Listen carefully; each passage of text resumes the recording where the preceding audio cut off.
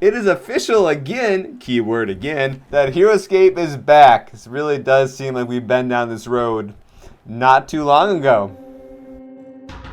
As the time I'm recording this video, 3 days ago, Renegade Games announced that they have expanded their license agreements with Hasbro to start manufacturing Heroscape. And frankly, their press release here doesn't have much information to it, but you know, we can kind of make some things up and I'll try to be entertaining for a little while here.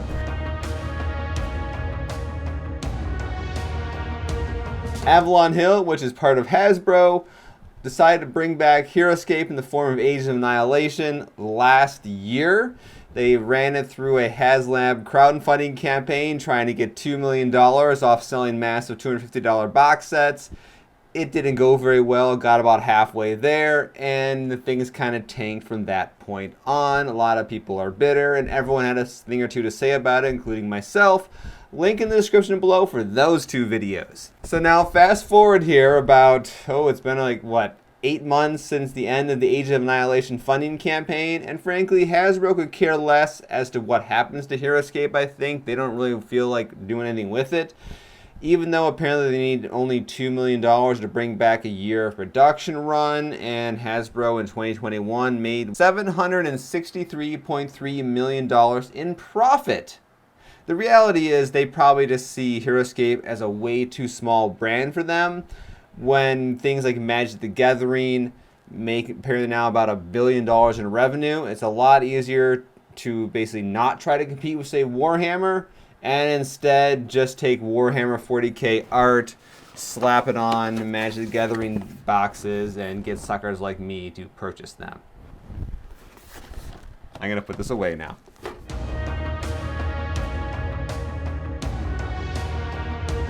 As for why Hasbro would have gone with Renegade Games, these two companies have a pretty well-defined history.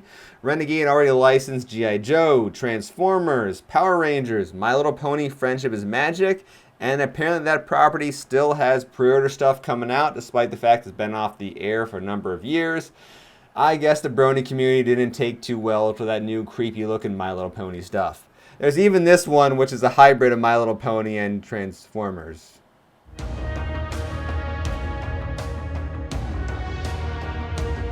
I think the first important line is right here when it reads, "Now the organizations have come together to usher in a long-awaited return of Heroscape for the hobby, mass, and specialty markets. Renegade will also partner with Hasbro Pulse to make Heroscape available to as wide an audience as possible." So of course, hobby is most likely referring to your hobby game stores that you guys have all over the place. For the time being, I'm not convinced they're going to stay around for a long time, but for now, they're still there. Mass is going to refer to your big box retailers, which I don't know if Renegade regularly gets products in those stores. Maybe they do, maybe they not. It may be a long-term plan down the road. And then specialty markets, I have no idea what that could be. GameStop, for example, may be a possibility as a, quote, specialty market, since I don't know if they even know what they are at this point. I mean, Nerf has partnered with GameStop for some of their blasters. I want to say HeroQuest even had like a hero available only in GameStop for some reason.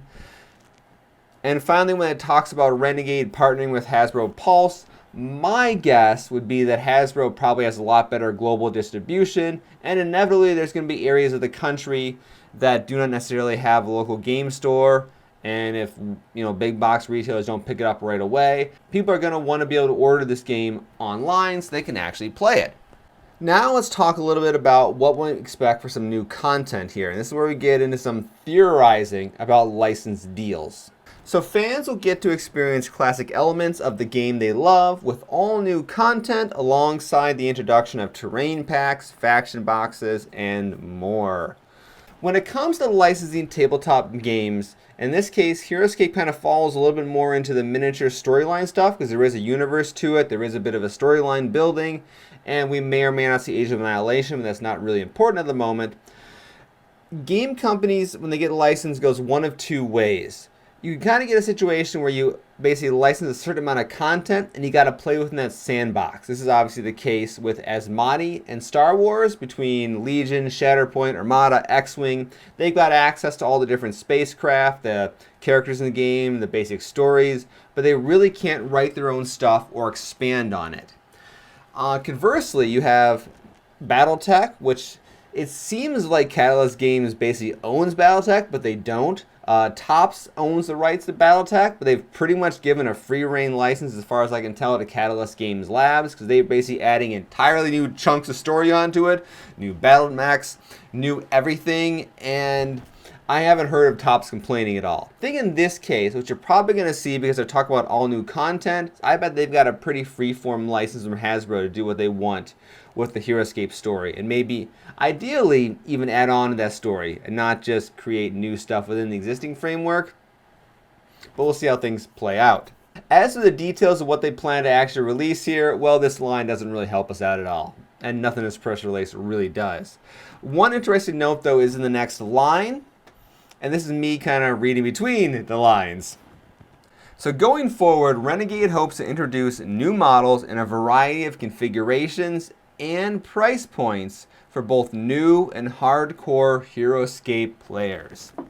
Of course, with Age of Annihilation, the most vicious, at least what seemed to be the most vicious fight online, was all about pre-painted versus non-painted, because Avalon Hill went the non-painted route for, well, fairly predictable reasons, mainly cost.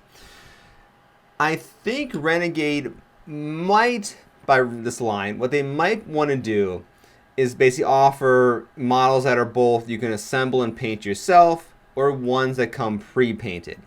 Now they say hopes, so I don't know if we're going to see right off the bat pre-painted miniatures, but you may see that down the line if the game is somewhat successful. I'd imagine when they say hardcore Heroscape players, that may be a nod at the people who are like, painted miniatures or die!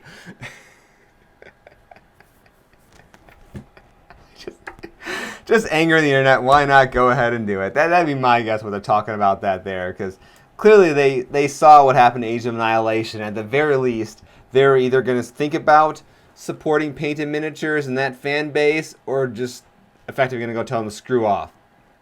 I don't know which, but maybe they're going to try to toe the line. That never works super well either. Additionally, Renegade will provide online community, aka Facebook group, and organized play support, including a future world championship. Hobby stores can look forward to organized play and point of purchase support at launch. I mean, organized play for any game is generally a good thing, especially with Heroscape's kind of trying to be a bit of a competitive scene, especially right now at the hardcore player base. It's pretty competitive. So marketing to that is definitely a good thing. I know there's some people talking who are like, well, you know, we already have ScapeCon and those kind of things, but those events can live perfectly happy alongside officially organized plays. Star Wars Legion does that really well. Warhammer 40,000 does that really well. Warhammer everything does that really well. So I wouldn't really worry about those events going away, especially I know ScapeCon never been there, but it's kind of got its own unique feel to how the event is run. And that may just be what it offers, and probably the future World Championship will likely just be a big tournament at like Gen Con or Adepticon or something, and that's definitely a very different experience than what some of the kind of more boutique Heroscape stuff offers right now. And with that, you can also go ahead and sign up for the mailing list in case you want to hear more whenever it becomes available. But there's really nothing more to say about this on this topic. It could be kind of cool. I would be kind of curious to see what their strategies are approaching how Age of Annihilation all played out. They gotta have something in their back pocket for people who really want pre-painted miniatures off the bat, and maybe trying to toss them a bone saying it's gonna come later, or I really wouldn't tell them to go screw off, but you know, they may just do that anyway. All the fun stuff when it comes to watching with drama for tabletop gaming. Anyway, thank you guys all for watching. This is me just running my mouth for a while. It has nothing to do with the fact the Ahsoka painting video tanked. Seriously, nothing at all. Definitely not because of that. Nope, no chance in heck. So I'm Jason, the creator of the Tabletop Battlefield. Thank you guys all for watching. And if you want to see me talk about more random game stuff every now and then, hit that subscribe button, hit that like button, because sadly these videos where I just talk to the camera for 15-20 minutes about a game seem to seriously do a lot better than when I spent hours painting up miniatures. Alright guys, see you next time. And if by some chance someone from Renegade Games is watching all the way to this point, how the hell do you get the Battle Dome in my father's work? I want to fight gladiators to the death. And also, how do you end up in that apocalyptic wasteland where there's only the bunker? That's the two things I really want to know about that game. Please leave a comment about it. Thanks. I'm done now for real.